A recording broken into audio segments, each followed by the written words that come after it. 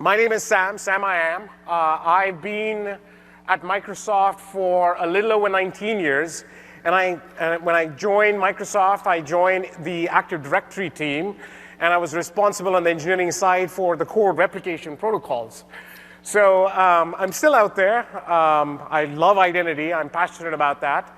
And right now, I'm one of the group program managers in the identity division at Microsoft. The identity division at Microsoft comprises of you can think about it as three wings. One is our on-premises, like server-based identity systems like Active Directory, our cloud-based, which is Azure Active Directory, as well as our Microsoft accounts, which powers things like Hotmail and Xbox. So we're all one part of one team. I'm one of the group program managers there. What my job is, I kind of think of myself as a hybrid guy, which means I got 1 foot on premises and 1 foot in the cloud. And my role primarily is I run all of program management for all of Windows Server AD, which includes ADFS, which is our topic today, as well as my team runs a whole bunch of services in Azure AD as well. So these include things like around devices, as well as Azure AD domain services. There are quite a few services that my team runs. I am reachable on Twitter. As you can see, my handle is actually at Mr. ADFS. And I do tend to be active, so if you have any questions, feel free to always reach me on Twitter. I try to at least, within a few days, I will tend to respond on Twitter. So you can always reach me at Twitter. And regarding questions for today's session, it is a pretty large group. So what I'm going to do is, and I have a fairly packed session, I'm going to see based on how I'm doing on time and let you know probably about 35, 40 minutes into the session. There's a split, so folks should always make sure that you're coming to the mic before you ask a session. I will introduce that time frame. If not, I'm here this whole week, so you can find me, reach me at Twitter, and we can find a time at the booth, or since this is the last session, I will be available here as well after the session. So let's get started. Now, why are we here to talk about ADFS? ADFS is the #1 federation provider for Azure Active Directory. It powers nearly logging in on average a little over 66 million users on a monthly basis and continues to grow. It is by far the largest federation provider compared to any other federation provider out there. Additionally, one of the things that we realize is that we still have lots of organizations that aren't on Azure AD or have scenarios where you cannot connect up to the public cloud. So in that world, we see a lot of movement, especially when internal LOD apps wanting to modernize the authentication flows. We're seeing a lot of uptake on ADFS for those use cases as well. Finally, we released ADFS in Windows Server 2016 last October or October, November, and it's been one of the fastest growing versions for us. It's been amazing to see, and it's powered by some of the things that I've talked about in the last couple of years at this conference, and where our upgrade process is a lot more simpler, and there's a lot of value, both from application development as well as security. Now, before I get started, I did change the tenet of what I wanted to do in this session based on events that we see happening in the industry. I am going to be entirely focusing the conversation on really securing your sign-in, and there are two pivots to it. One pivot is moving away from passwords, and I'll talk about that, as well as the second pivot is really about, even with passwords, because it's going to take some time, what are the things that we're doing to improve here? So let's get started. Since probably for the last 8 to 9 months, we have been seeing more reports of attacks going on against ADFS systems, against Azure AD, against other identity systems, against consumer identity systems. We continue to see a rising growth out here.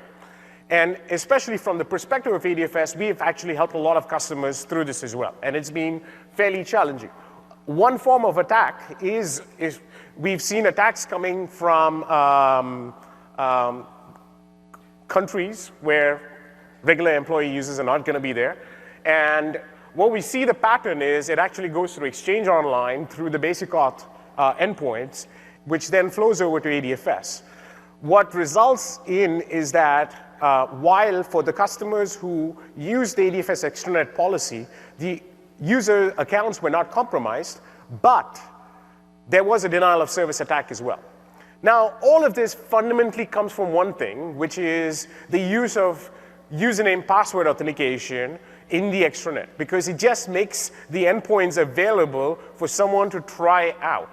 It could be a brute force attack, it could be a weak password attack, it could, using a password spray pattern.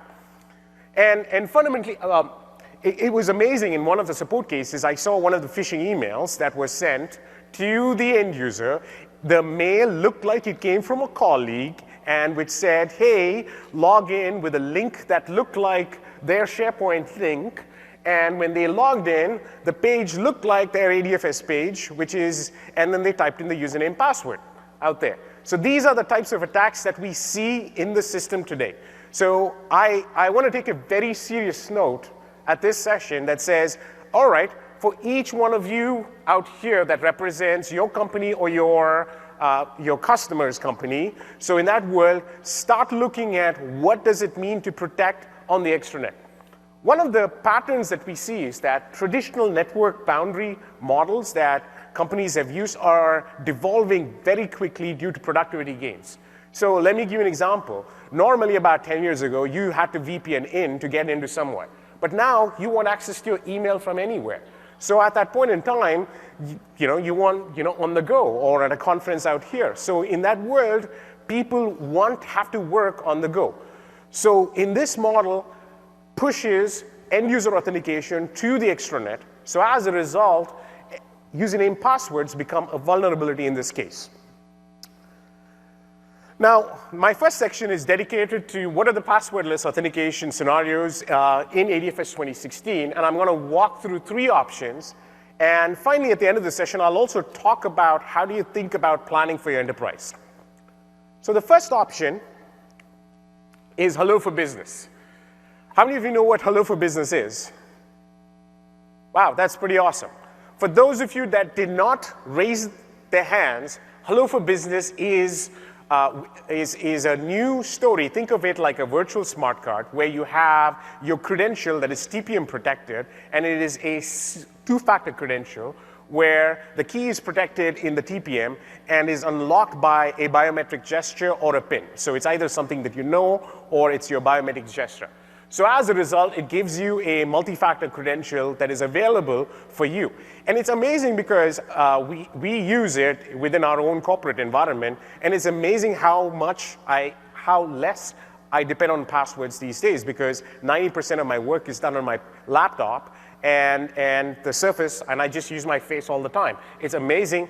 There's a Hello for Business session later on in the week. I think it's Wednesday. Yogesh is doing it from the Windows team. But it's been amazing. Now, I wanted to split because this slide is really a build-up slide across the options. The challenge with a lot of customers is that they have a wide variety of devices. You can have some Windows down-level devices. You are rolling out Windows 10. You may have home devices where you allow access from people's home PCs. Or you may have mobile devices, both managed as well as a personal device. So Hello for Business really works for Windows 10, both a managed device or a personal device. And what do I mean by a personal device?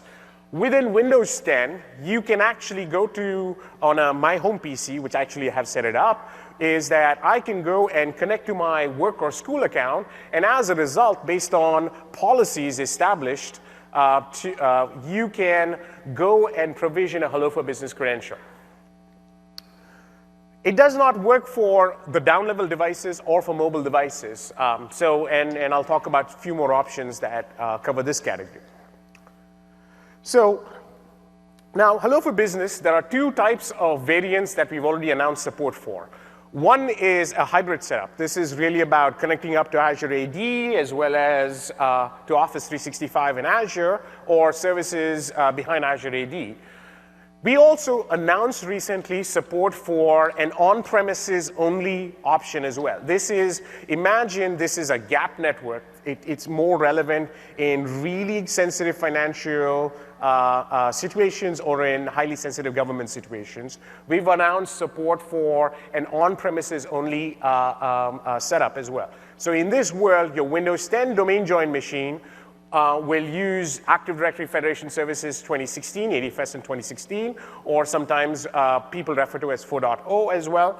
And in that world, ADFS becomes the provisioning endpoint for those credentials, as well as your on-prem AD, as well as your on-prem ADFS can be the consumption of those credentials so that end users can access applications. Now, in the hybrid, there is also something called CerTrust. I'm going to take a minute to explain the differences between these two. So Hello for Business supports two models. One is called Key Trust, and on top of that is CerTrust. So what does that mean? So at the end of the day, the credential is an asymmetric key pair. Now, within that asymmetric key pair, it is a raw key pair, and which is what we call as the Key Trust. But for that raw key pair to work with the authentication systems, the authentication system needs to be updated. So we went in and updated first Azure Active Directory. We then went and updated Active Directory domain services in 2016. And we went and updated ADFS in 2016 so that it can consume this raw key directly.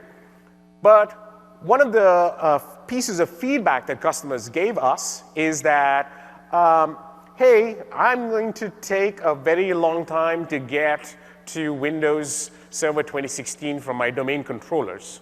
So what can you do about that? So this is what that prompted us to add support for CerTrust, where we take that raw key and we can integrate with your PKI environment so that it becomes a certificate which can work with both down-level domain controllers, and I believe it goes all the way up to 2003, but hey, you shouldn't be having 2003 domain controllers because we're out of support. It does use a mechanism that is compatible with down-level domain controllers. So this is why we have certificate trust available mode for Windows Hello for Business. But there was one, initially the architectural approach that we took was we used SCCM as a mechanism to actually go provision that credential after setting up your PIN. But one of the things that we realized is that the end user experience was really non-deterministic based on the core architecture patterns. And we had to go back to the drawing board to say, how do we go build that out? So this is where ADFS 2016 came in, where it now acts as an RA for your registration authority for your PKI system. And as a result, we've enabled a better experience for end users so that you can get to provision and then you can get to consume that in a more realistic and quicker manner. So this is something that we've added in ADFS 2016. This is part of the latest cumulative update that was released as part of August, which is where all the functionality that we've added for hybrid is in there. Now, one key advantage is that normally, people loved ADFS and deployed ADFS because you got desktop SSO from the intranet. So on a domain join machine, you just kind of seamlessly connected to an ADFS application, including Azure Active Directory. So the advantage of how Windows 10 Hello for Business works is that we can go do this from the extranet as well, because now we've kind of built in the protocol semantics for the authentication pattern to work in a very secure manner from the extranet as well. I'll talk a little about it later in my slide. But let's then switch on to our first demo. Now, one of the things that I'm going to say is that, with all sign-in demos, it can be a bit boring.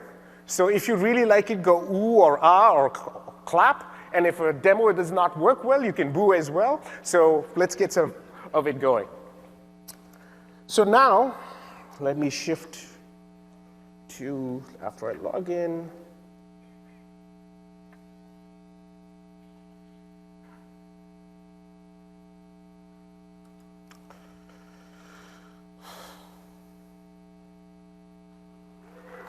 Woohoo! All right. So I am right now simulating a desktop login. connecting from a laptop that is outside my corporate network, right? I've already pre-provisioned the credential, and I'm using a PIN.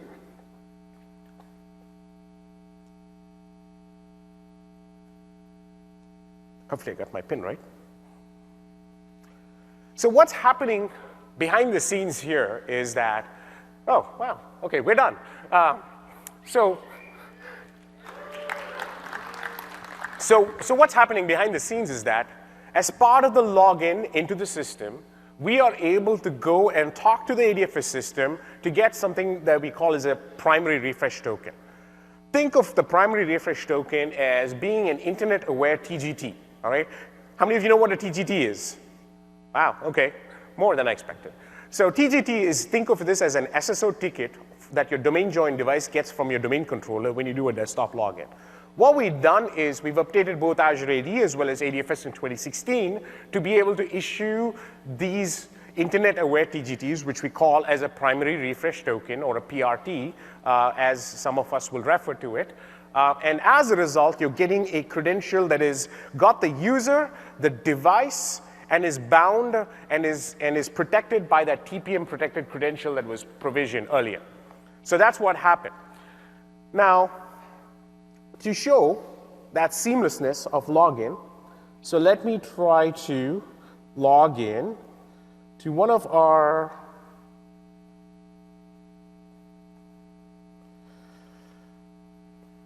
I also want to announce this new tool, which I have slides later for, which is at adfshelp.microsoft.com. This is a big piece of feedback for us has been that, oh, I want to know what the claims issuance looks like. I want to know what the token looks like. This gives you an easy way to go do that. We have a few tools out here. And we also going to be introducing a troubleshooting section, which will be a guided wizard-like flow for some of the common symptoms that you may face. So within the tools, so I'm going to click on Claims X-ray. Claims X-ray is, think of this as the Who Am I app that will spit out a whole bunch of claims.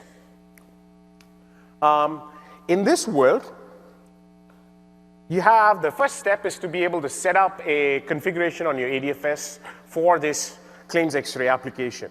I've already done that, so I'm going to skip that. We make it easy by giving you simple PowerShell commands that you can just copy right out of there and then run it on your ADFS system. And I'm going to go to the Claims X-ray section. All I have to do is to type my ADFS hostname. I'm not going to force fresh authentication. And I'm going to say test authentication. That's it. Now this redirected to ADFS, and I'm already logged in. Okay, now you can go, ooh. Yes, thank you.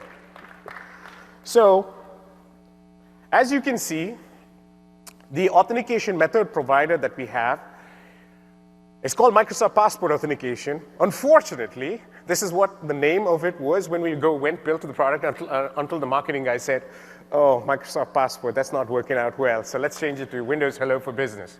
So within the system, we still treat it as Microsoft Passport, which was the initial official name within the product. So as you can see that I've already logged in. You can see claims out there, which also tells me that I logged in with Passport, as well as that it's a multi-factor authentication. The last claim type actually implies a multi-factor authentication. And interestingly, you can also see things like display name of the device that just logged in.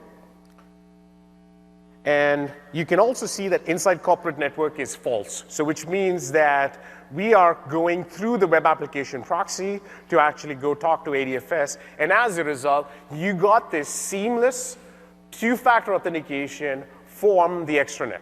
So this is the core part where we believe that Windows 10 is going to take a huge, which will help you and your customers take a huge step forward in protecting your extranet access. Okay, I'm going to move on. Where did I leave my clicker? Oh, it's here. So, as I said, The user first, just to run a quick through of how it works. The user signs into the device. Now, as part of signing into that device, they use their biometric gesture or the PIN, I use the PIN in this case, to unlock the device. Now, as part of unlocking, we are now integrated into the core Windows login process, where there's a plugin that runs in there, which essentially attempts to say hello, and ADFS sends back a nonce. This protocol works exactly the same as Azure AD as well, so it's not too different. And in this world, at that point in time, we do a sign blob over using the hello for key, using that nonce, and which then goes over to ADFS, which then validates the user and the device. Both have to be valid within the system, because what happens is that we get information about that signed key. The key is validated against the user in the directory, and then additionally, the device is also validated in the directory. So if either the device or the user is invalid, this operation will fail. And you can also revoke the key as well. And finally, once that happens, there is a mechanism in which we are able to either for a WAM integrated application on Windows 10 or through the browser using Edge or Chrome, it will work for desktop SSO, as well as the seamless sign-in process. Okay, next option. The next option is something that has existed for a while. So this is certificate-based authentication, that works really for any managed device. The reason is that on a managed device, you can use the management channel, whether it is an MDM channel for mobile devices or group policy, or we can also utilize things like smart cards as a mechanism in which we can use it to log in against ADFS. Now, one of the key things that we have introduced since in this last 12 months is the support for certificate authentication for a slew of Office 365 applications. So today we support certificate authentication in a hybrid scenario for 3 use cases. One is browser-based authentication, where we can do client TLS over the browser channel. We only support IE, Edge, and Chrome because Firefox uses a different certificate store, so which is challenging. So as a result, we only support IE, Edge, and Chrome. And additionally, we added support for native apps, native Office 365 apps. At least all the tier 1 Office 365 apps are now supported. And additionally, support for Mac OS X. I know it's in our insider builds. It's going to be coming pretty soon as well. Finally, we also support the EAS pattern, where you can use your MDM to provision a cert profile on EAS to exchange online. So this way, you can use pretty much on most iOS and most Android devices, you can use your MDM to provision a certificate-based EAS profile that removes the need for using username passwords, but still you can use the native mail client as well. Because in some cases, I've seen customers say we prefer to use the native mail client. In some cases, it goes to Outlook Mobile. Specifically for iOS, we do require the Microsoft Authenticator to be installed. This is because, from a technology standpoint, this is because of how iOS does sandboxing for their native applications. So we have to use the system web view to get access to that certificate credential. And so as a result, you need the Microsoft Authenticator to go do that. So one important thing for you to remember when configuring certificate authentication is that you should be configuring the certificate revocation authority or the issuer policy in Azure AD. Why do you need that? For 2 reasons. In the EAS flow to Exchange Online, the certificate is presented to Exchange Online, and the Exchange Online then presents that certificate to Azure AD. So Azure AD will look at that public portion of the certificate and say, okay, is this user valid first? And then it will then go check that revocation that you have established as part of your issuer policy in Azure AD to see, is this user still valid, and should I respect this certificate? So if you have a lost device or a fired employee or employee has left scenario, this becomes a useful mechanism for you to revoke that certificate. So as a result, access is dropped. Also, one of the things, a very common thing that people don't understand is that in the case of, excuse me, in the case of modern applications, authentication works slightly different. It's 2 steps. The first step is essentially about original authentication. So in a federated scenario, the application will get redirected all the way to Active Directory Federation service, and whatever authentication options are there, you get authenticated, and then you go back. But at that point in time, Azure AD issues something called refresh token. So think of this as a app-specific single sign-on token. So the next time that Azure AD provides that refresh token, which is a much more long-lived token, and an access token, which is for Exchange Online, which is only available for an hour. So every time that access token expires, the client comes back to Azure AD and says, hey, here's my refresh token. Can you give me a new access token? So in this world, AD captures what certificate you used to log in initially and uses that serial number to go check the revocation that you had configured to say, should I be revoking this refresh token or not? Otherwise, it will just issue that access token if you have not configured that certificate revocation. Now let's see this in action.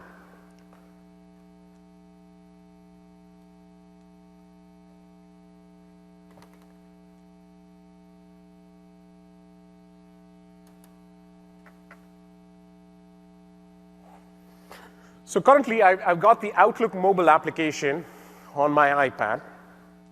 So I have already provisioned that certificate as part of the MDM channel.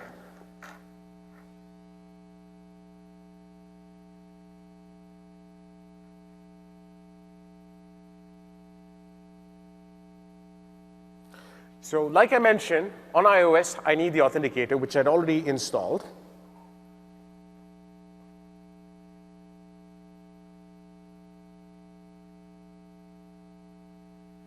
That's it. I don't want notifications. And that's it. I'm into my mailbox. I've authenticated, and it's currently already set up. And that's as simple.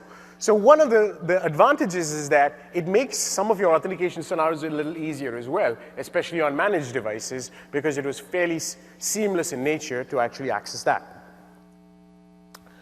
Now, okay, what did we say? All right. Let's move back to the deck to go to our next option.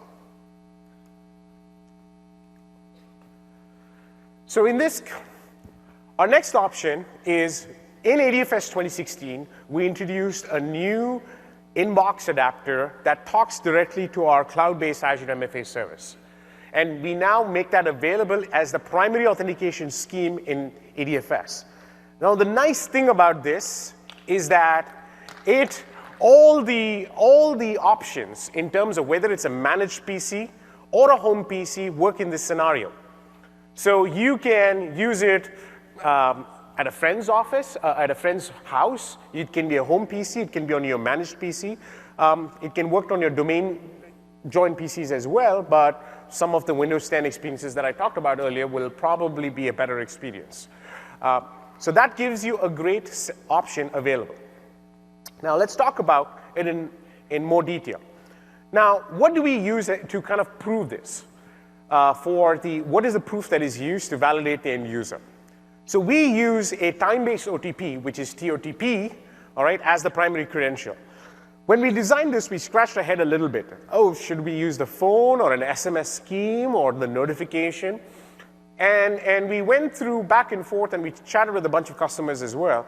The key concern to do some of the other mechanisms was the notion of I can go trigger notifications where, I'm at night and suddenly I can get a phone call, automatically because someone else, was typing my account somewhere else. So we did not want to take that option, and we said, okay, that should be a user-initiated option for the first factor, which is why we went down the route of TOTP. we believe that beyond that, for the second factor, we can think of more things to optimize in terms of what set of options that we have. Now, how do you register? This is all available from the Microsoft Authenticator app, which is available on iOS and Android stores, Apple stores as well as Google Store. And you can also push that Authenticator app as part of your MDM provisioning packages. And typically, how do you provision is that you are on your home, you're on your corporate PC, whether it's your laptop or your desktop inside the environment. You go to aka.ms/mfa setup. You sign in on your PC like you normally do, and then you have this QR code, and we are revamping some of the experiences there as well, where you can then, once you open up the Authenticator app, you can just point to that QR code and you are provisioned. So this is a mechanism. Now, a key thing for each one and every one of you to realize is that a TOTP is still only a single-factor solution, all right? So it is not a dual-factor solution.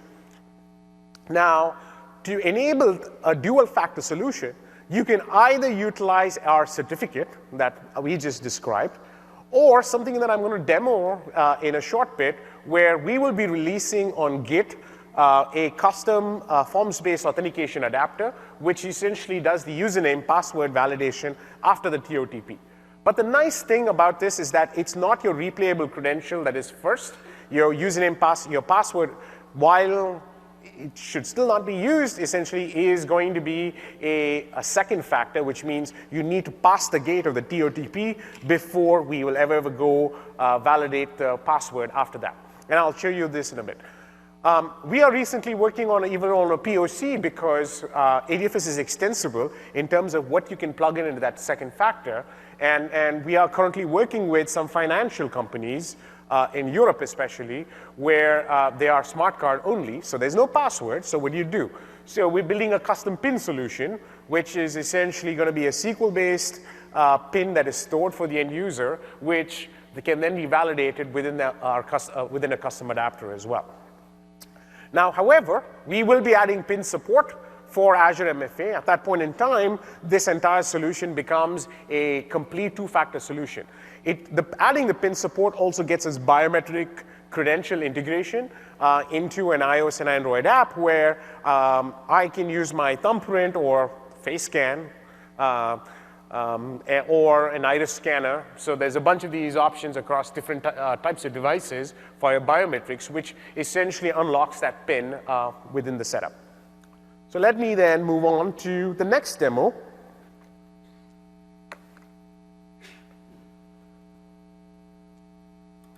Okay. But before that, I need to configure my backend server.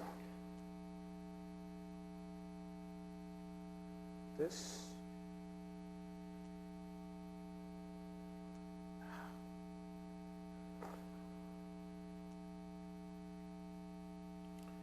So right now, I'm using the same setup that I was using the last time. So I configured it for certificate authentication as the primary authentication scheme. And now I'm going to change that over to the Azure MFA scheme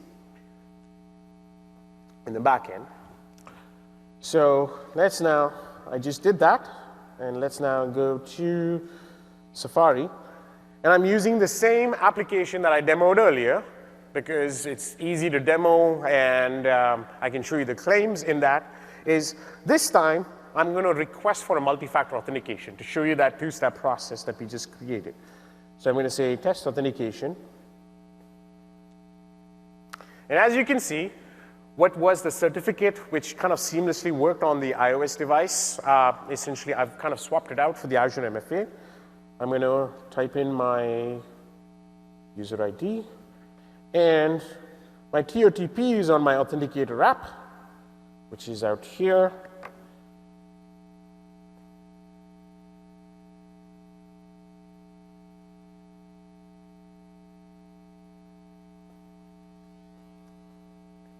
So right now, we are validating against the cloud service for that TOTP, and that just completed validation.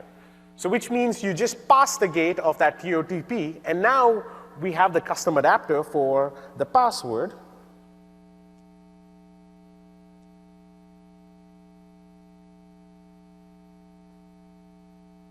Oops.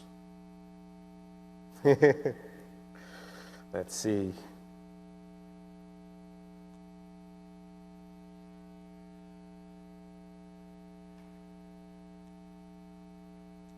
There you go.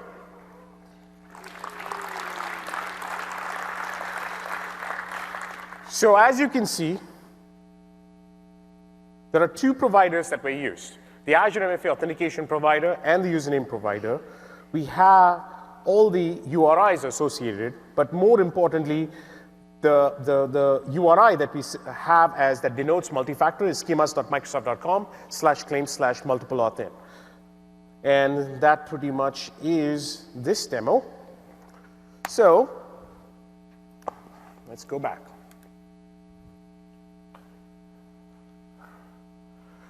But I'm now into the second section, and I'm doing reasonably good on time.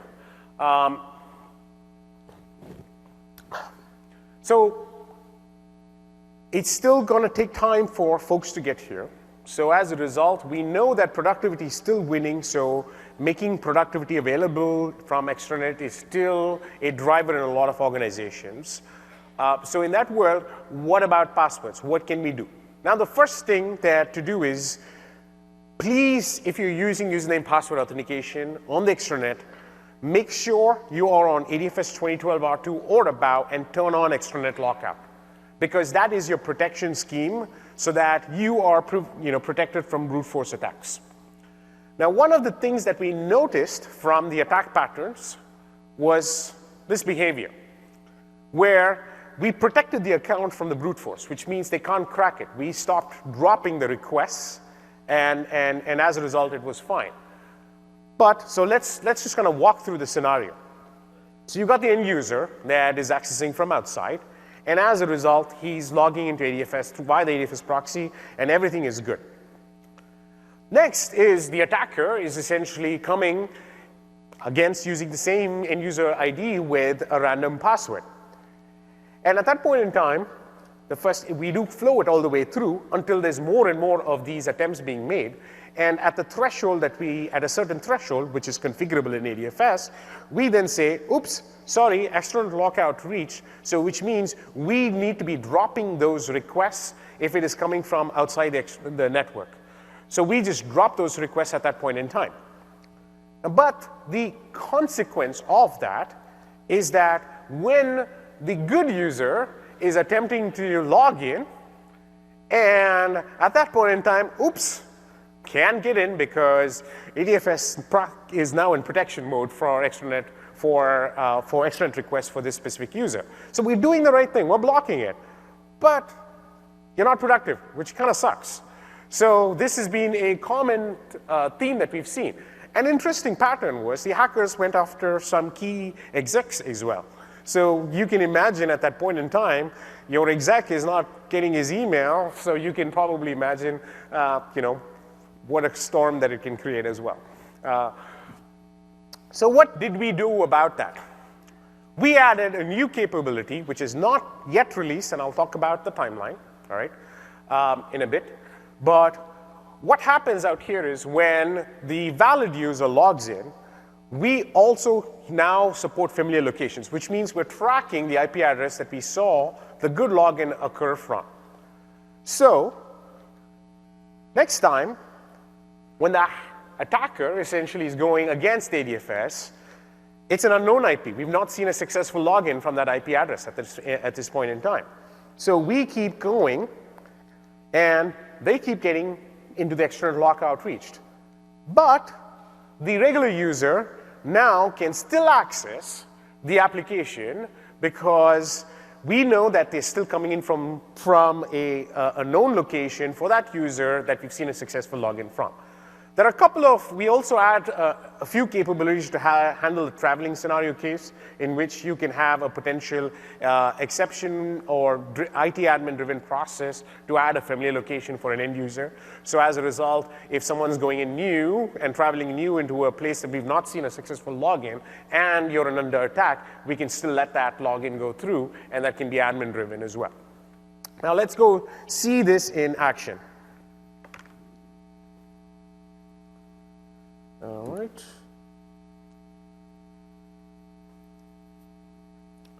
So one of the things that we did was we've updated some PowerShell command lists.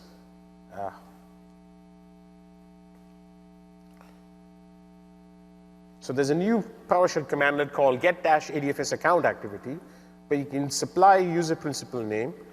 So in this case, we have janedoe@fabidentity.com. And right now, you can see that account is not necessarily found because we've not kind of simulated any of the logins at the moment. So I'm going to walk our way through. Now, right now, what I've set is for the regular extranet lockout, I've enabled it and I've set it to 2 as the value. So which means as soon as we hit 2 failed passwords, we are now in lockout mode. So what's going to happen now is I am going as the end user. And let's try to log into portal.office.com. So as you can see, I've already done the demo. And I'm going to sign in. So we are successfully signed in, and we're in Office. So now let's go back to our domain, to the ADFS server, and run the same command. Oops, I always do this. And run the same command again. Now we have a record entry for the end user, which is essentially know that, let's see if my Zoom it works. It does. So we have a record for Jane Doe.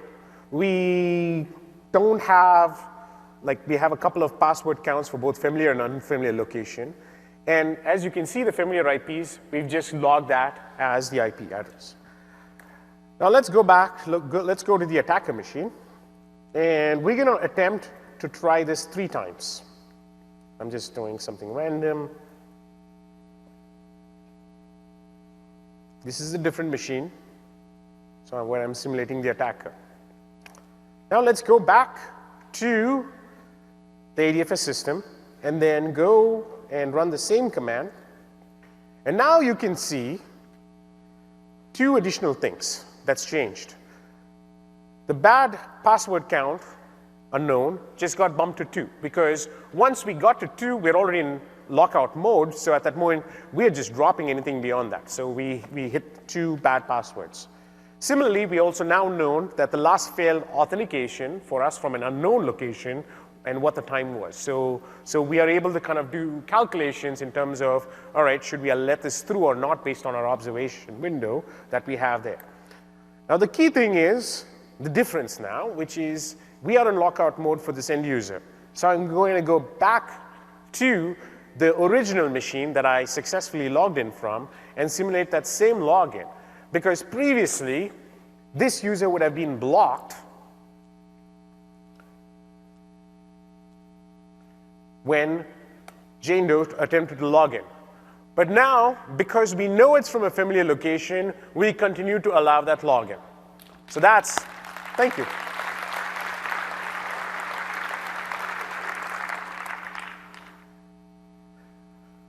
Okay, so that is our first demo for extranet lockout.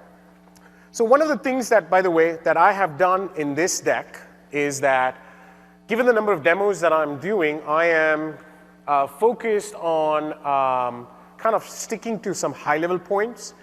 And in the appendix section of this deck, I've added a lot of additional details where you can look at provisioning flows for Hello for Business, some additional gotchas and troubleshooting tips within the appendix section of for this session. I believe it'll be available in about 12 hours or 24 hours. So you now can then download and then kind of go through that, especially the appendix section. So let's move on.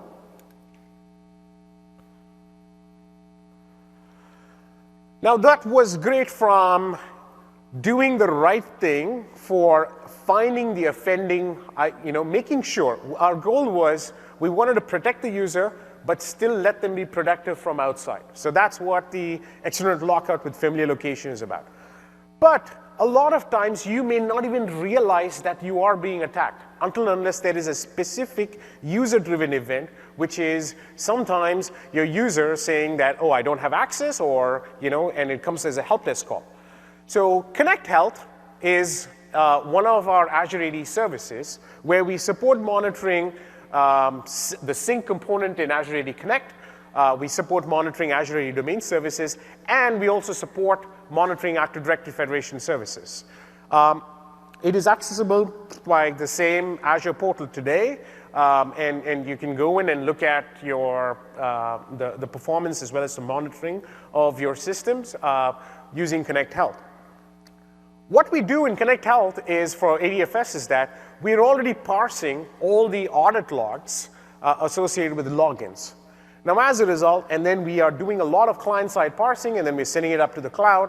And right now, what we were doing is that we were showing a report essentially about the top users with failed username password logins and what IP addresses that they come up from. Now, it was really interesting about 4 months ago, we saw a really large organization use this. And at that point in time, there's a pretty graph, and I'll show that to you later. They saw this huge blip, all right, of bad, from what the regular pattern was. And it was amazing. From that piece of data, they essentially found that they have been under attack with a password spray attack pattern, where they're seeing a much higher number of failed username password logins occurring against their ADFS system. So we worked with that customer, and we have more data in the back end, which allowed us to essentially go and help that customer in terms of which set of end users could have been potentially impacted, what were the IP addresses that we saw the attack come from. So those were the things that we did. Now, through that learning process, we realized, oh my goodness, we can actually help the customer even more in a more proactive manner. So which is what that we are now introducing a new report that does aggregations of failed logins based on IP address.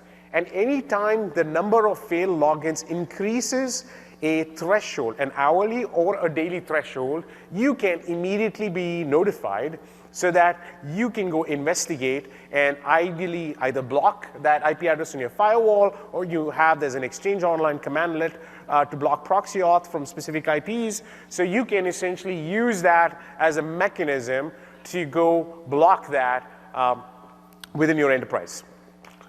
Cool. I haven't demoed it yet. So let's go see what that looks like. All right, my demo machine again.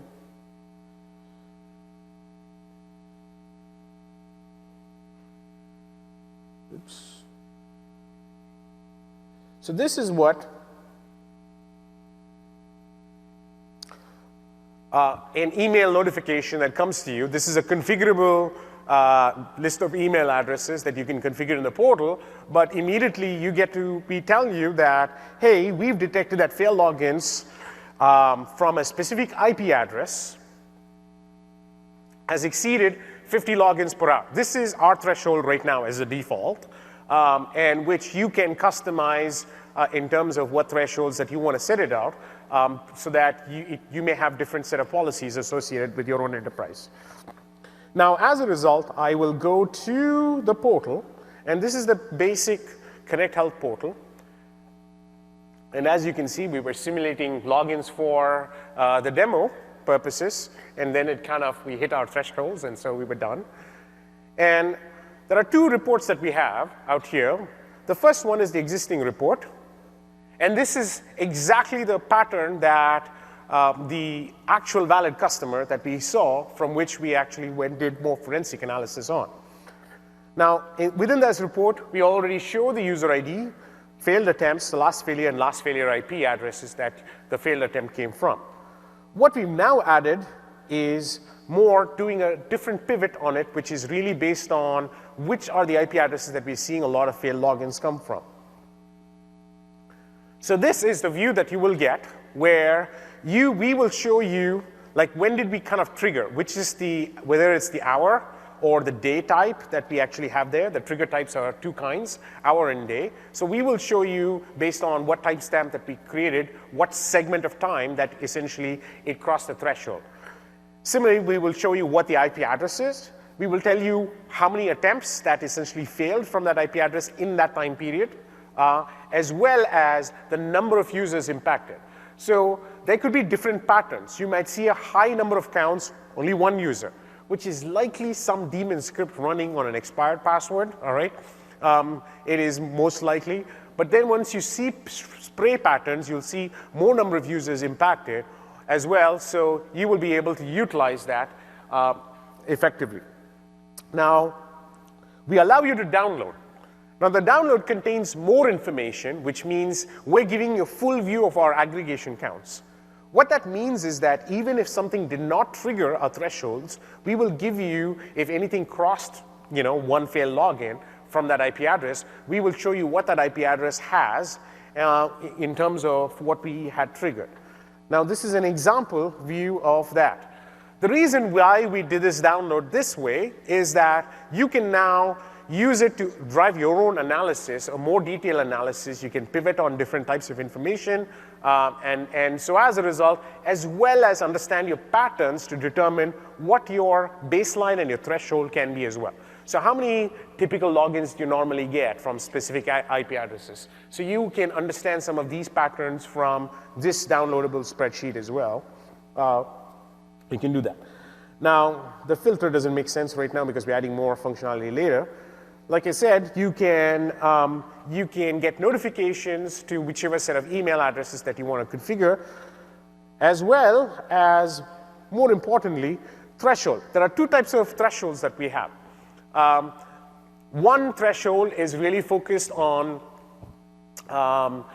is this uber notion of failed logins with username password, because failed logins can occur when we validate the credential, we dropped, or can occur because you're already in extranet lockout state, so we drop that request. See, we combine that. But we also are adding a separate threshold for extranet lockout because one account is probably under stress. So as a result, in that world, you can keep your thresholds lower for an extranet lockout specific that can then give you more insight in terms of what account is essentially getting impacted as a result from which IP address. And that concludes my demo on this one. So if you're not, one common question is Connect Health a free feature or a premium feature? It is a premium feature as part of the Azure AD Premium SKU, which is your EMS E3 or your Microsoft 365 E3. I forget what the different SKUs are. Now, the key thing is we changed the licensing model for Connect Health, though, to make it more easily accessible. So in this world, per agent is essentially 25 user licenses. And the first agent is essentially just requires one license. Now, typically, the first user agent is for the Azure AD Connect server. So if you have 2 ADFS servers, you need an additional 50 licenses. So I would strongly, when we do a public preview, I would strongly encourage each and every one of you, even if you don't have premium licenses, to focus on either doing a trial to seeing if your systems are under attack. We do a trial for 30 days. Or purchasing the required number of licenses for at least your ADFS servers. So that's something that we changed that model about 6 or 9 months ago. Moving on.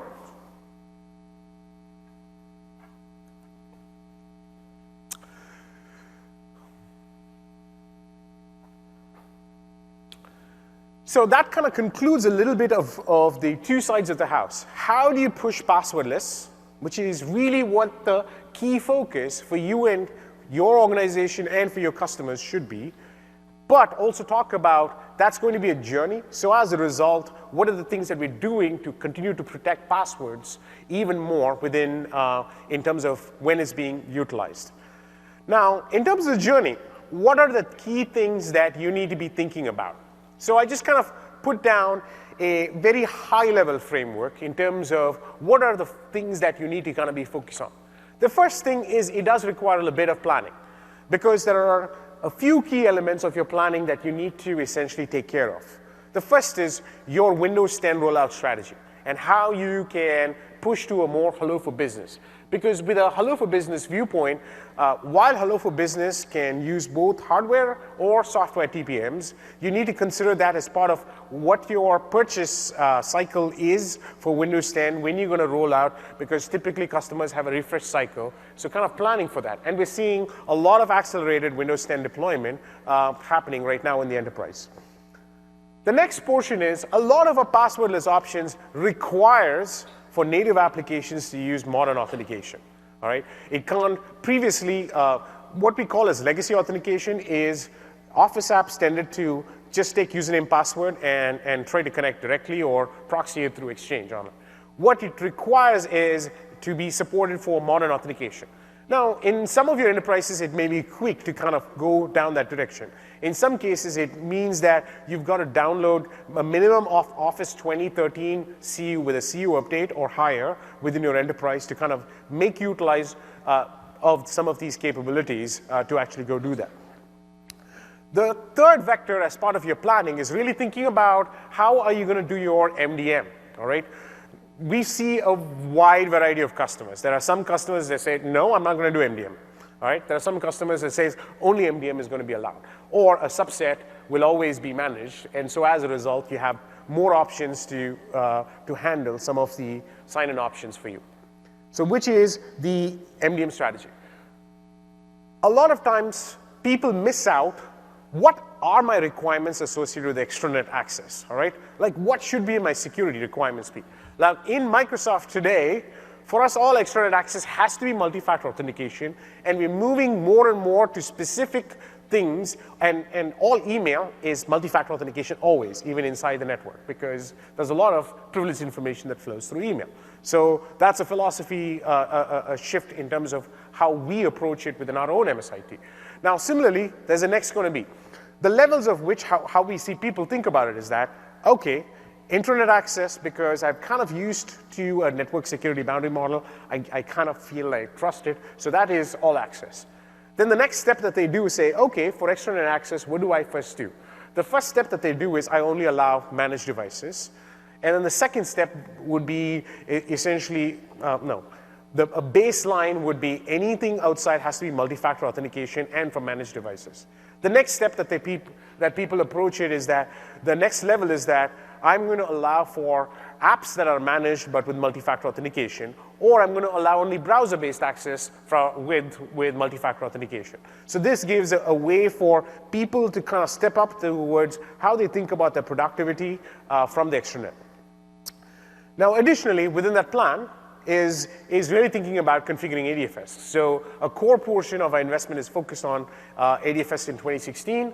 So there are a few things like turning on extranet lockout, Connect Health that I talked about, enabling Windows Hello for Business provision. If you remember, I mentioned in the Cert Trust model in Windows Hello for Business, so in that model, ADFS is now acting as the provisioning or the registration authority for your enterprise PKI so that we can go provision the certificate-based credential. As well as part of the Azure MFA process, there's a one-time setup in terms of enabling that inbox adapter. Outside of that, it becomes a client-side view. How do I enable and roll out Windows 10? How do I roll out MDM? For my end users and drive them towards an enrollment phase, as well as rolling out Azure MFA so that they're kind of registering in there.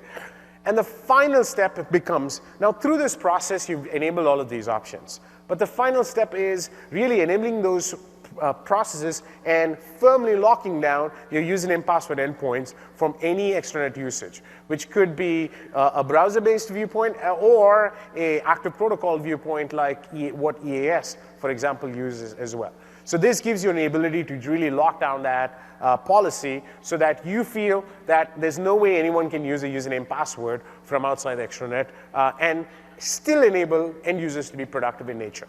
So this is just a broad framework for you to think about, and these could be based on your organization, could be different projects, same project, so it's based on how you do business within your organization or at your customer's organization. Now, the last piece is that I wanted to talk a few things is that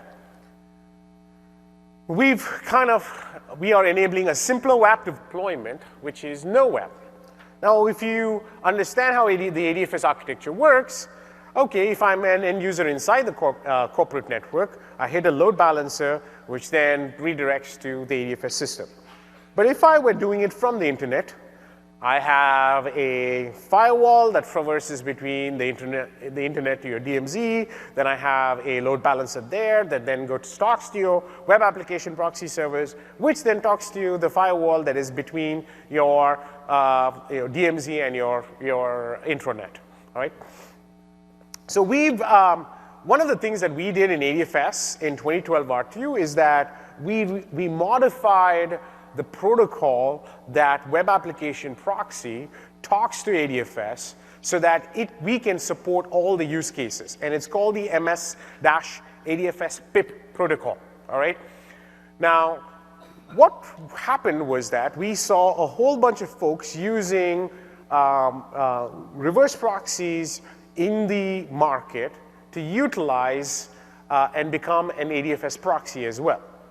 Now, while you can go do it like some typical reverse proxy mechanisms, we started seeing a set of issues that occurred because if you do not support ADFS PIP, there's these random nuances to the use cases that go breakdown. For example, certificate authentication cannot work in a secure manner to be able to go do that. So those are the types of use cases just that broke down, and how we did intranet versus extranet wasn't right in something. So this is the entire reason why we established as a protocol. So it's pretty cool. I'm super happy to announce this, is that we've partnered with F5 to essentially be the ADFS proxy as well. So we have Graham from F5 right out here, so where it is now can then collapse because a lot of our customers that we see use F5. And in that world, the F5 API module can essentially be integrated as an ADFS proxy as well, so that this simplifies that entire setup in terms of doing that. Now, we have a happy IT guy out there. But the key thing is, the key points is that they fully implemented the ADFS, MS-ADFS PIP protocol, so you have things like certificate authentication working seamlessly. All right. Additionally, so it is expected to be released in Q4 of this year, but it is available for private access now. You can reach Graham or other F5 representatives at the booth if you are interested in that private access as well. So thanks to our partnership with F5. So thank you, folks. I appreciate that. Both our customers are going to benefit from that. Now, I'm going to demo that as well. So let's go back.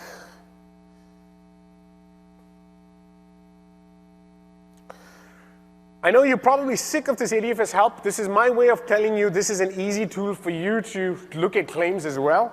So I'm going to use the same one. Let's go to the claims X-ray 2.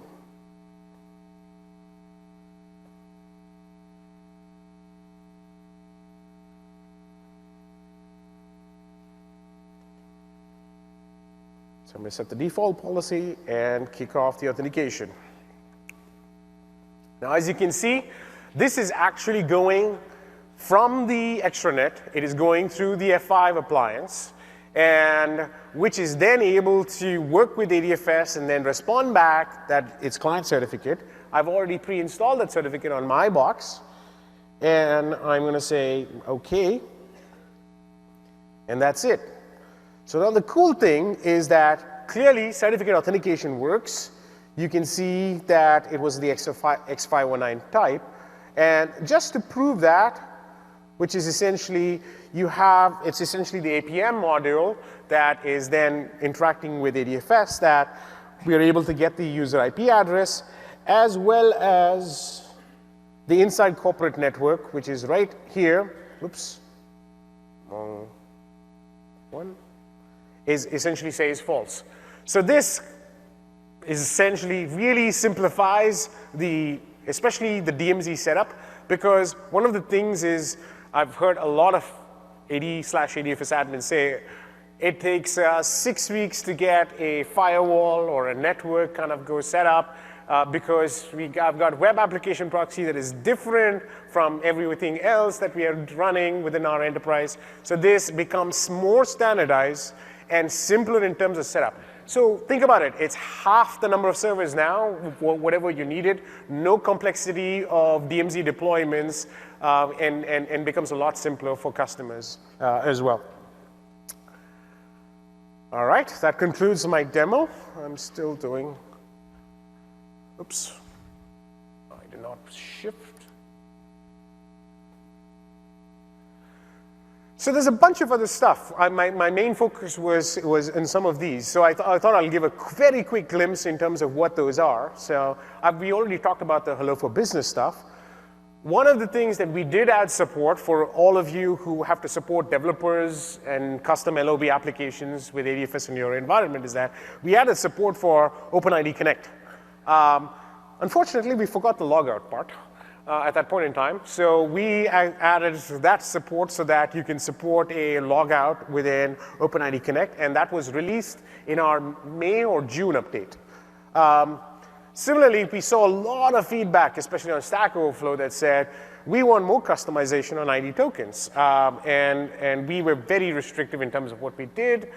So we've added that capability as well, and our docs are updated for that. And that came on the May or June update as well.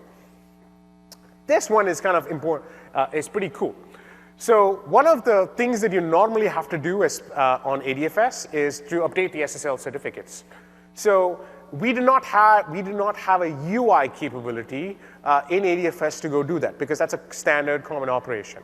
So what we've done is essentially we provided that functionality within Azure AD Connect so that you have a full UI-based and has a lot of validations in it where we provide that experience. More information about that is there in the appendix slide where I do cover that. Another key thing that we did is that we added our rapid restore tool in the last 12 months. What this does is that it takes an entire copy in a serialized form of your database, and we allow you to export it to either to a file, which can be a network location, or into Azure storage. So you can run a task schedule on a regular basis. That means that your entire configuration is done. So either if things got messed up, where you need to recover the environment, where you have the OS available, we can set that ADFS server back up in pretty much less than 15 minutes. So it becomes a much faster way for you to do restore. And this also gives a good way of you feeling comfortable. Oh, I'm not sure about this config change. Should I not? Use that and just kind of store, and it's pretty easy and quick on that as well. Now, another piece is, as part of one of the key things that we try to do is that build ADFS in a way that we are both Azure AD and ADFS from an authentication protocol standpoint are aligned. Now, why do we do that? Because we want apps to be built one way so that the way you integrate the app into the authentication stack seems the same way.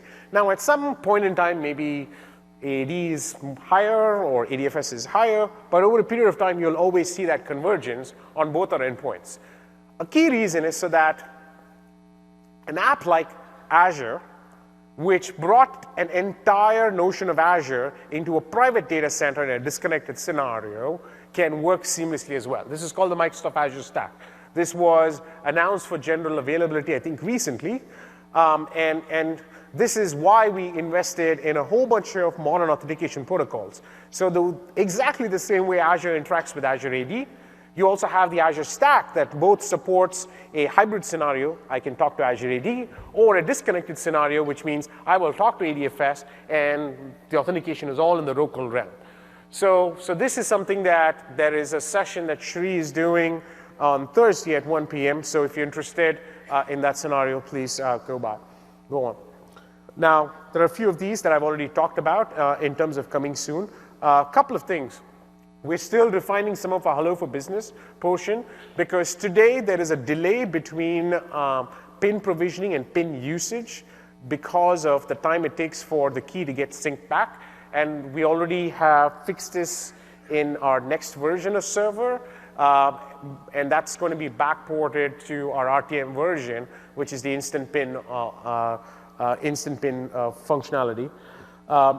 And also, we discovered through support cases a notion where Azure AD has this, remember my MFA for X days, but it just does not work for federated scenarios because ADFS does not know how old the MFA lifetime is if MFA is done on premises.